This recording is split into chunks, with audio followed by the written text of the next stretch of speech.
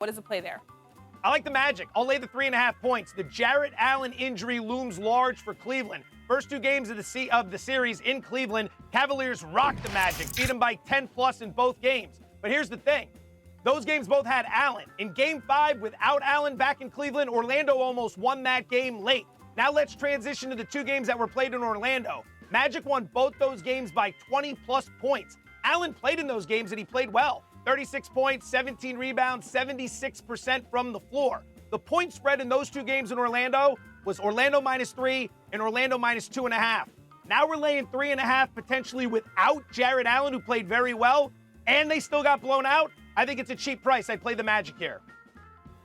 This is an easy call. Of course you're right about this. For the bigger reason that you didn't mention. Cleveland act like they don't know how to play away from Cleveland. Yeah. They're on the road. It's just did you see how they looked in games 3 and 4? I didn't even recognize it. I mean, they didn't lose. They got annihilated, okay? You win 2 games at home. You go to Orlando, and they damn near forgot they were an NBA team.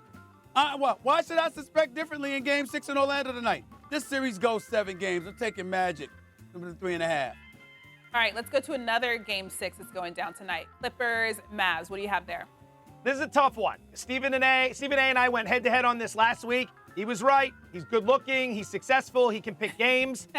Hate to say it, but you got to address it every now and again. I'm going back to the well, though. I think it's too many points. I will play the Clippers here.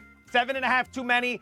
The last 2 games in Dallas were 7 or fewer. This is a direct reaction to what we saw in Game 5 when the Clippers were absolutely abysmal. They shot 37% in that game. They got blown out. That was their 4th worst shooting night in 87 games this season. You take Harden, Westbrook, Paul George combined. What was it, like 28 points, 22% from the floor, 18% from deep. It was pathetic. But the good news, law of averages. I don't see it happening again. They're going to play better. Game will be more competitive. I will take the 7.5 points. I'm not. I get your point, Joe. You're right.